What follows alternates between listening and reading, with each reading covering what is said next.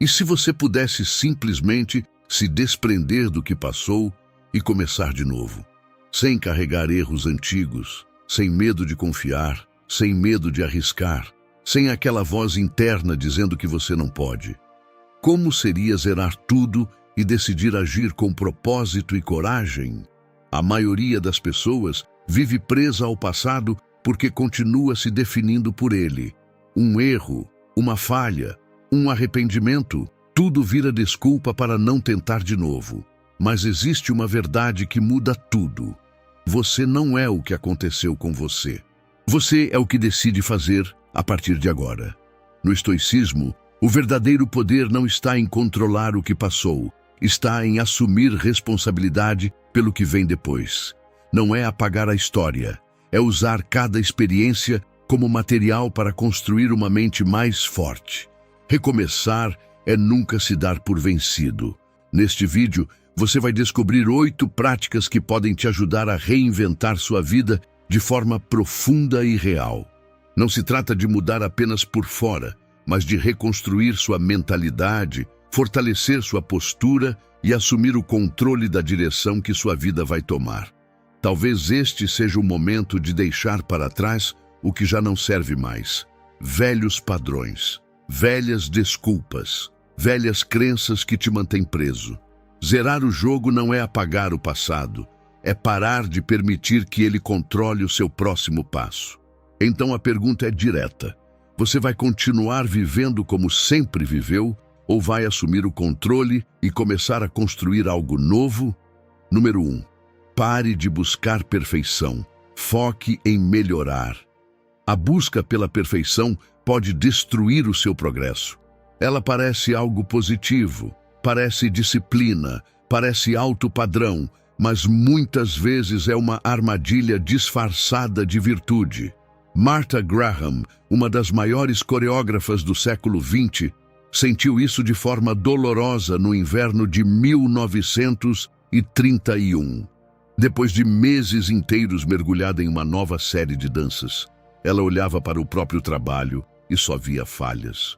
Os dançarinos elogiavam, os amigos admiravam, o público reconhecia o talento, mas dentro dela havia uma voz implacável, dizendo que não era suficiente. A frustração foi tão grande que ela chegou a dizer: "Eu destruí meu ano." Não porque tivesse fracassado, mas porque não alcançou um padrão imaginário que só existia na sua mente. Esse é o risco do perfeccionismo. Ele não melhora o que você faz. Ele faz você achar que nunca é o suficiente. Pessoas talentosas sofrem ainda mais com isso. Seus padrões altos, que deveriam empurrá-las para frente, começam a travá-las. Em vez de produzir mais, elas revisam demais. Em vez de avançar, hesitam. Como dizem, perfeccionismo é apenas outra forma de paralisia. E por trás dessa paralisia existe algo simples: medo. Medo de falhar, medo de não impressionar, medo de ser julgado, medo de mostrar vulnerabilidade. Mas perceba algo decisivo: o perfeccionismo não é amor pela excelência, é resistência à exposição. É a tentativa de só agir quando não houver risco, e isso simplesmente não existe. Os estoicos entendiam isso. Eles não buscavam perfeição, buscavam progresso.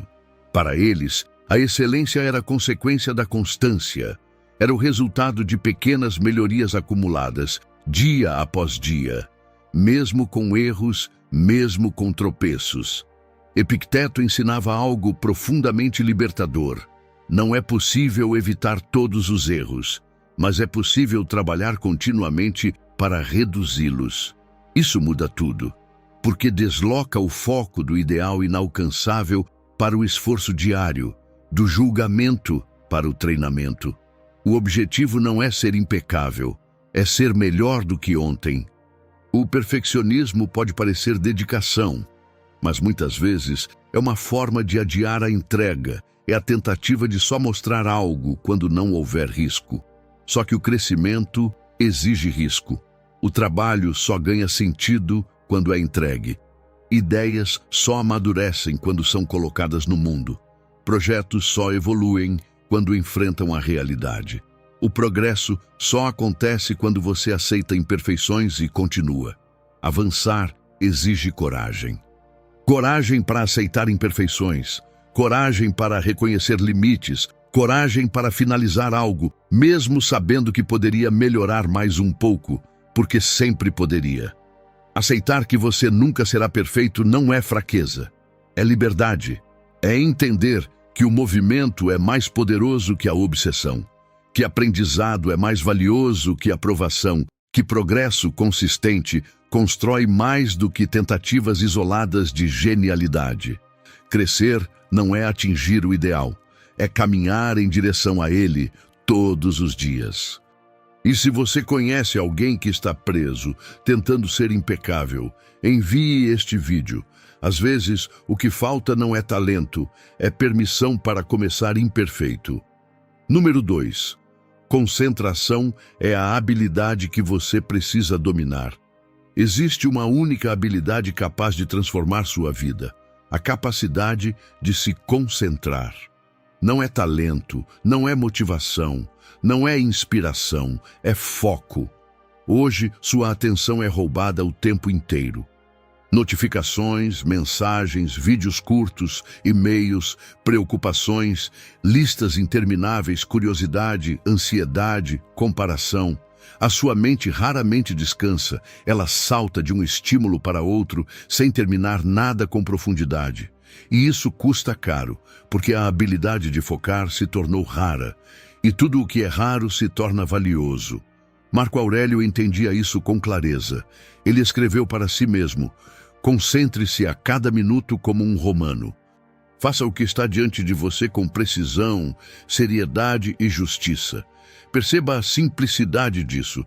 Não é fazer 1000 coisas, é fazer bem a que está na sua frente, é estar inteiro.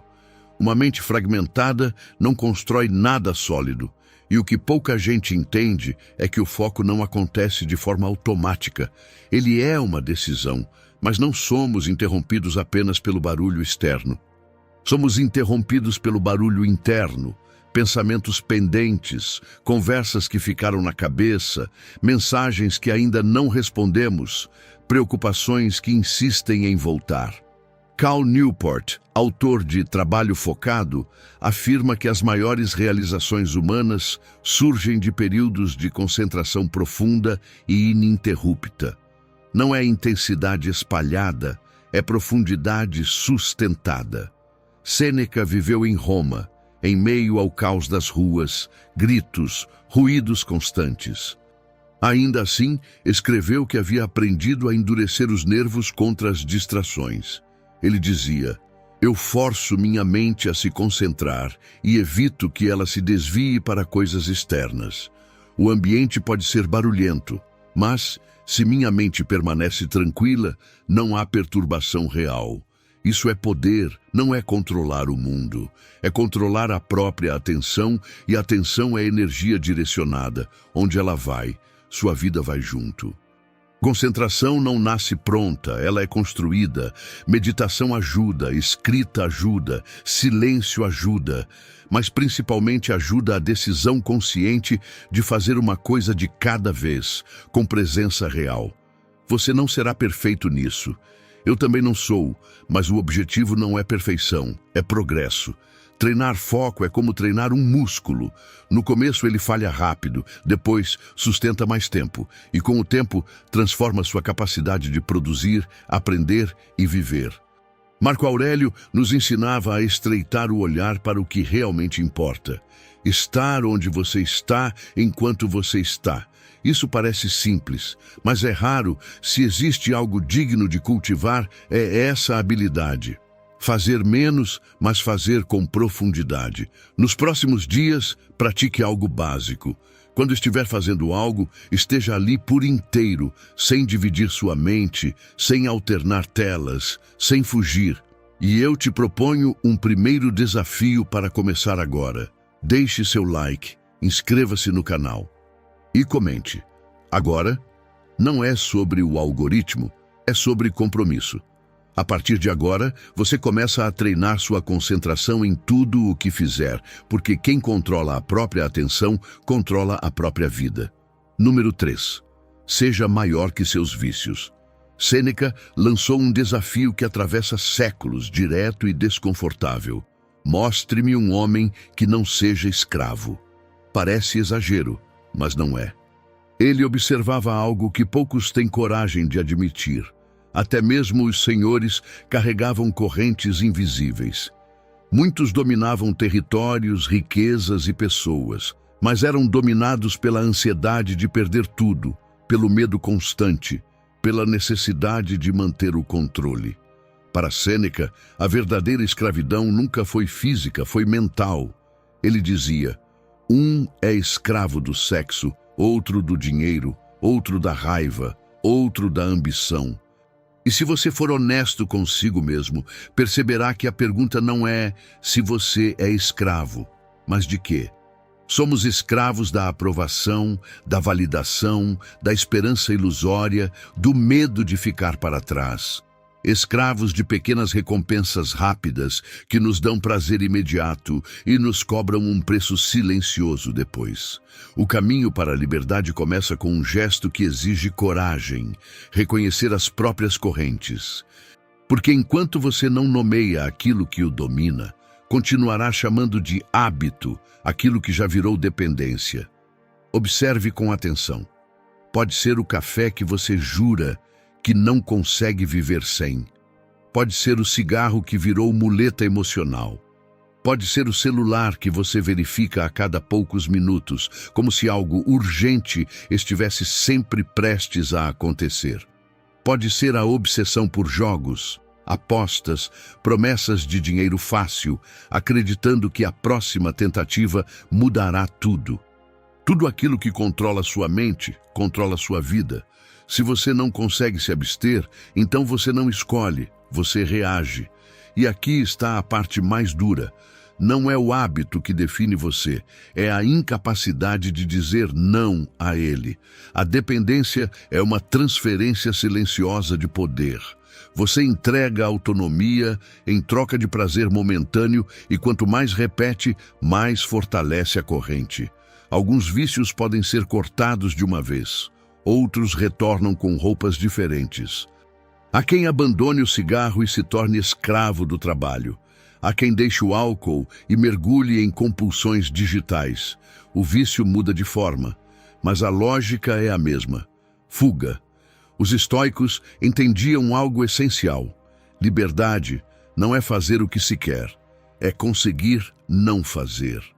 Enquanto existir algo que você não consegue deixar, haverá um limite invisível impedindo sua grandeza, porque grandeza exige domínio, e domínio exige abstinência consciente. Não importa se o hábito é socialmente aceitável. Se ele governa suas decisões, ele governa você. Então faça deste ano uma ruptura real, não simbólica, não superficial. Decida parar de ser escravo do que o enfraquece, comece agora, não amanhã. Sua liberdade não é um conceito filosófico, é uma prática diária e sua grandeza depende daquilo que você escolhe não alimentar. Número 4. O poder de mudar a própria postura. Você precisa mudar a mente, não o lugar, porque suas falhas o acompanharão aonde você for. Sêneca. Essa frase é desconfortável. E exatamente por isso é poderosa, porque existe uma ilusão silenciosa que nos persegue. A ideia de que o problema está sempre do lado de fora, no ambiente, nas pessoas, no país, no chefe, no relacionamento, na fase da vida. Mas Sêneca corta essa fantasia com precisão cirúrgica. Você pode atravessar cidades, mudar de casa, trocar de trabalho, encerrar relações, mas se sua mentalidade continuar a mesma, sua realidade também continuará. Imagine alguém que decide se mudar acreditando que o novo endereço trará paz, organização e equilíbrio. Ele empacota os móveis, troca o cenário, respira o ar novo, mas algumas semanas depois o caos reaparece, a desordem volta, a ansiedade retorna. Por quê? Porque junto com as caixas ele levou os mesmos hábitos, as mesmas reações, os mesmos padrões invisíveis. Mudar o palco não transforma o personagem. Sêneca dizia algo ainda mais direto: a doença segue o doente. Se a mente está desorganizada, o mundo parecerá desorganizado. Se há inquietação interna, qualquer lugar parecerá insuficiente. É como trocar o cenário de um filme sem alterar o roteiro. A paisagem muda, mas a história continua igual. E aqui está o ponto decisivo. Mudanças externas aliviam, mudanças internas transformam. Se você quer resultados diferentes, precisa agir a partir de uma identidade diferente. Não se trata de abandonar quem você é, mas de evoluir quem você tem sido até agora. Admitir que parte do problema está em nós dói. É muito mais confortável culpar o trabalho, a família, o sistema, o passado. Mas há algo profundamente libertador nessa responsabilidade, porque no momento em que você entende que carrega parte da causa, você também descobre que carrega o poder da solução. O estoicismo não ensina fuga, ensina posicionamento. Ele ensina que a verdadeira força não está em escapar do desconforto, mas em atravessá-lo com consciência. Isso exige ação prática. Rever hábitos automáticos, questionar crenças antigas, interromper padrões repetitivos. Exige maturidade para dizer: se isso continua acontecendo, talvez eu precise mudar minha postura. Progresso não nasce de mudanças dramáticas, nasce de pequenas decisões repetidas com consistência. Fugir é fácil, mudar é desconfortável, mas é o desconforto que molda caráter. Muitos se escondem atrás de distrações, excesso de trabalho, redes sociais, entretenimento constante. Não porque são fracos, mas porque enfrentar a própria mente é um dos desafios mais difíceis que existem. Sêneca entendia algo essencial. Paz não é geográfica.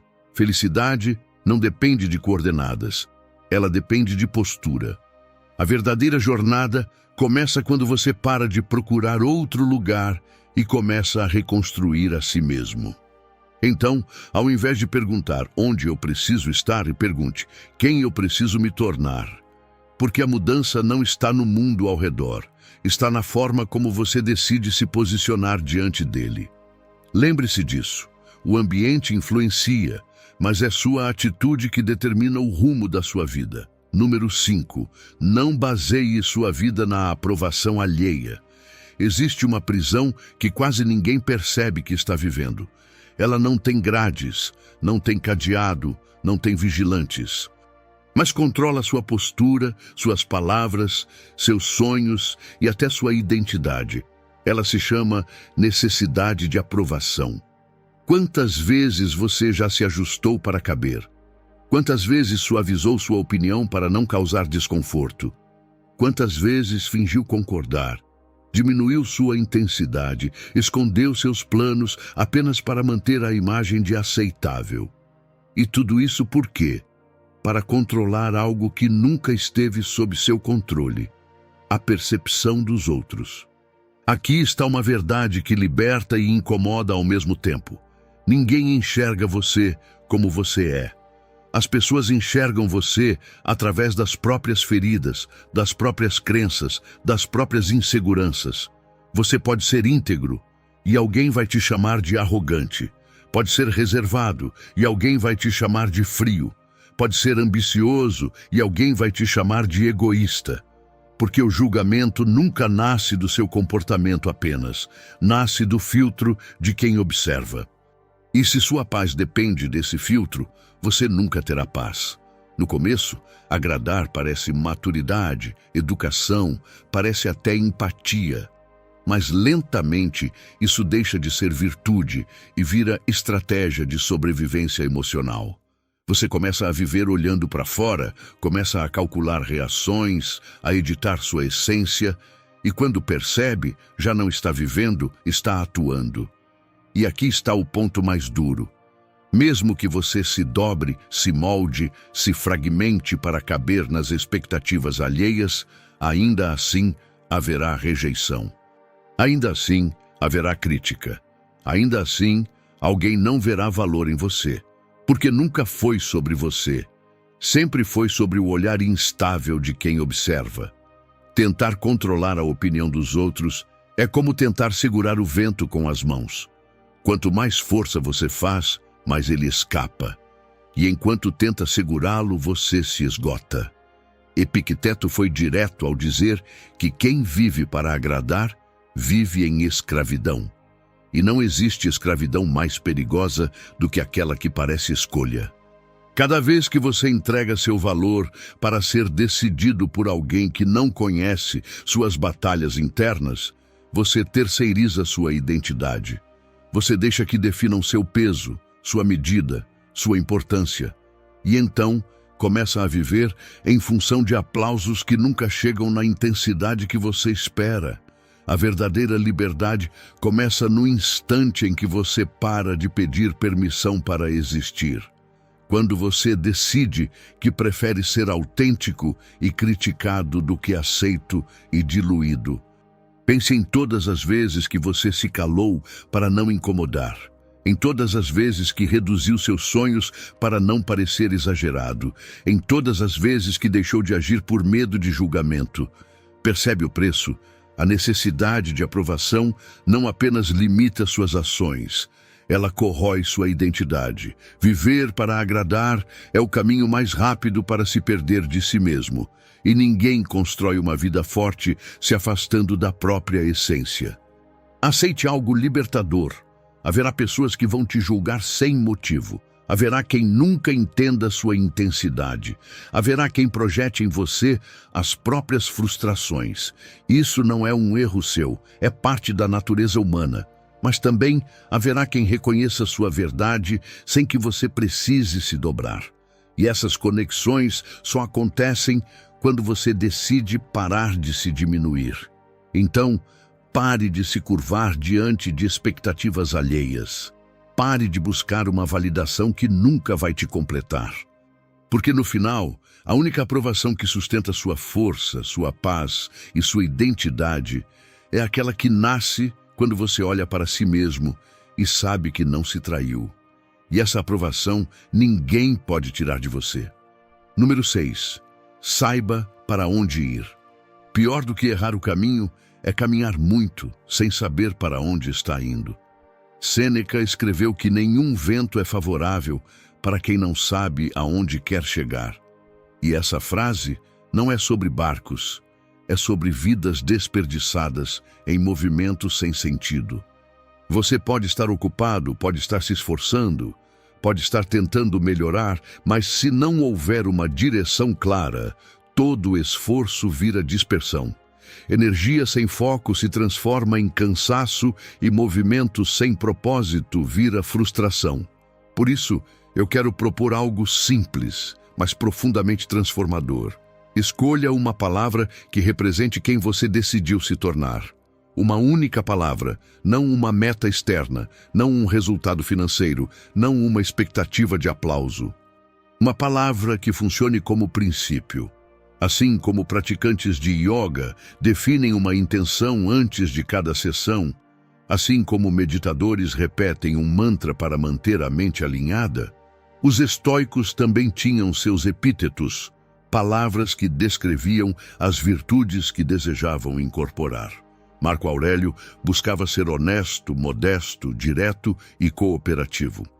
Ele não acordava perguntando: "O que vão pensar de mim hoje?" Ele acordava perguntando: "Como posso agir de acordo com aquilo que escolhi ser?" Percebe a diferença? Escolher uma palavra é escolher um norte. É como fixar os olhos em uma estrela no céu quando tudo ao redor está escuro. Em meio ao caos, ao excesso de escolhas, às distrações constantes, essa palavra se torna âncora. Ela reduz ruído, ela elimina dúvida, ela organiza sua energia. Se a sua vida parece vazia, talvez sua palavra seja intensidade. Intensidade na presença, nas conversas, nos projetos, nas experiências. Mais verdade, mais profundidade, mais envolvimento real com o que importa. Se você vive disperso, talvez seja disciplina. Não como rigidez, mas como compromisso silencioso com aquilo que constrói seu futuro. Se você reage por impulso, talvez seja temperança, equilíbrio diante dos extremos, consciência antes da ação, pausa antes da resposta. Eu escolhi temperança, não para parecer virtuoso, mas para me lembrar diariamente que viver nos extremos me afastava de mim mesmo. Cada decisão passou a ser filtrada por essa palavra. Cada impulso passou a ser questionado. E aos poucos, o caos interno começou a se organizar. Uma palavra não muda sua vida magicamente, mas ela muda seu foco, e foco repetido muda comportamento. Comportamento repetido muda identidade, e identidade muda destino. Então pense com seriedade. Quem você quer se tornar? Quais desafios você sabe que precisa enfrentar? Onde você tem falhado repetidamente? Talvez sua palavra seja coragem, se você precisa parar de fugir. Talvez seja constância, se você começa tudo e termina pouco. Talvez seja paciência, se você quer aprender a confiar no tempo da vida. Talvez seja presença, se você está sempre em todos os lugares, menos no agora. Escolha algo que mexa com você. Algo que incomode no início. Algo que te confronte quando você quiser desistir. Depois disso, torne essa palavra impossível de ignorar. Escreva, coloque no fundo de tela, use como senha, deixe visível. Porque o que você vê todos os dias molda o que você se torna. Sua palavra deve ser o filtro das suas decisões. Antes de agir, pergunte: isso está alinhado com quem eu escolhi ser? Se a resposta for não, ajuste. Se for sim, avance. Não viva reagindo, viva direcionando. Escolha sua palavra, escolha seu norte e permita que essa decisão reorganize sua postura, sua energia e sua identidade. Porque quando você sabe para onde está indo, até o vento contrário vira treino. Número 7. Sustente sua disciplina. A vida que você está vivendo hoje não é fruto do acaso, nem da sorte, nem da falta de oportunidade. Ela é o reflexo direto do nível de disciplina que você sustenta quando ninguém está olhando. E talvez essa frase incomode, porque é mais fácil acreditar que falta tempo, apoio, reconhecimento ou motivação. Mas a verdade é mais simples e mais dura. Resultados não respeitam intenções, respeitam constância. Durante muito tempo, você pode ter enxergado disciplina como um peso, como algo rígido demais, como uma prisão que sufoca sua espontaneidade, como se ser disciplinado fosse viver uma vida sem leveza. Mas isso é um equívoco. Indisciplina não é liberdade. Indisciplina é dependência de impulso. É viver reagindo ao que sente no momento. É começar quando está animado e abandonar quando fica difícil. É prometer sob emoção e desistir sob desconforto. Isso não é liberdade. Isso é fragilidade. Os estoicos entendiam algo que a maioria ignora. Liberdade não é fazer o que se quer. É não ser escravo do que se sente. Epicteto ensinava que quem não governa a si mesmo será governado pelas circunstâncias. E circunstâncias não têm compromisso com seu crescimento. Disciplina não é sobre dureza excessiva, é sobre alinhamento. É a ponte entre quem você é hoje e quem você diz querer se tornar. Sem ela, seus objetivos viram desejos frágeis. Com ela, seus desejos se tornam construção. Imagine sua mente como um cavalo forte. Se você não segura as rédeas, ele corre para qualquer direção. Vai atrás do prazer imediato, evita o esforço, foge do desconforto e você passa a vida inteira correndo em círculos. Disciplina é segurar as rédeas, é levantar quando não quer, é continuar quando a empolgação passa, é fazer o que precisa ser feito mesmo quando ninguém aplaude. E aqui está o ponto decisivo. Disciplina não elimina sua liberdade, ela constrói sua liberdade futura. Cada escolha difícil sustentada hoje elimina uma limitação amanhã. Cada impulso controlado fortalece sua identidade. Cada compromisso cumprido reforça a imagem interna de alguém confiável. Porque no final, disciplina não é sobre tarefas, é sobre identidade. Quando você cumpre o que promete para si mesmo, você fortalece respeito próprio. Quando você rompe promessas internas repetidamente, você enfraquece sua própria confiança, e ninguém constrói grandeza confiando pouco em si mesmo. Se você quer resultados diferentes, precisa de padrões diferentes. Não de motivação passageira, não de explosões emocionais, mas de prática diária, repetida, mesmo quando é desconfortável. Disciplina é escolher seu futuro acima do seu impulso. Então pare de romantizar a liberdade baseada em vontade momentânea. A verdadeira liberdade nasce quando você domina seus desejos, controla suas reações e sustenta suas decisões. Porque no fim das contas, ou você controla seus impulsos, ou eles controlam sua vida. Número 8. Seu trabalho agora é você. Ninguém está vindo te construir. Não existe mentor invisível moldando seu caráter. Não existe destino organizando suas escolhas. Não existe acaso lapidando sua disciplina. Se algo vai ser esculpido na sua vida, será pelas suas decisões. Epicteto deixou uma afirmação direta e quase desconfortável. A matéria-prima para o trabalho de uma boa e excelente pessoa é sua razão orientadora. O corpo pertence aos médicos, a terra pertence aos agricultores, mas sua mente pertence a você. Isso significa que o material mais valioso da sua vida não está fora, está dentro. Sua mente é a oficina, sua razão é a ferramenta e seu caráter é a obra em construção. A pergunta é: você está tratando isso com a seriedade que merece? Porque cada pensamento repetido está reforçando uma identidade. Cada decisão adiada está moldando um padrão. Cada distração aceita está redesenhando seu futuro. Você não está apenas vivendo dias comuns, está esculpindo quem vai se tornar. Você é o projeto mais importante da sua vida. Não é seu cargo, não é sua imagem, não é sua reputação, é sua estrutura interna. Se sua mente é confusa, sua vida será confusa. Se sua mente é fraca, suas decisões serão frágeis. Se sua mente é direcionada, sua trajetória ganha força. Ter clareza não é apenas entender o que quer, é assumir que você é responsável por se tornar capaz de sustentar o que quer. Muita gente deseja sucesso, disciplina, respeito, estabilidade.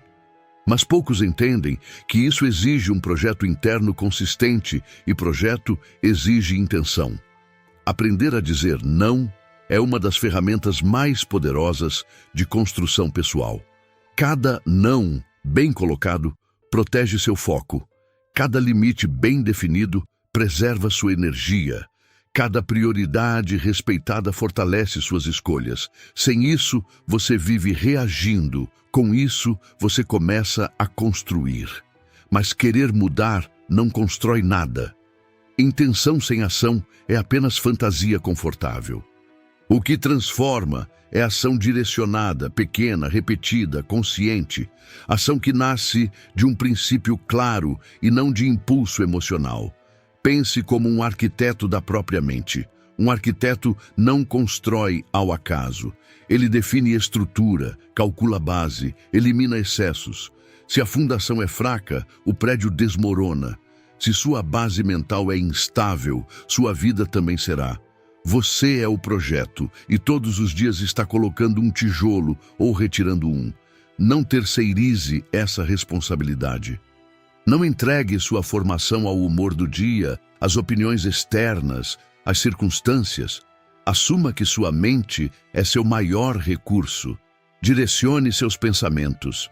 Escolha suas prioridades. Proteja seu foco, porque no final, o que você constrói dentro de si é o que sustentará tudo o que vier de fora. E se existe algo que merece sua dedicação absoluta, não é o mundo lá fora. É a pessoa que você está se tornando.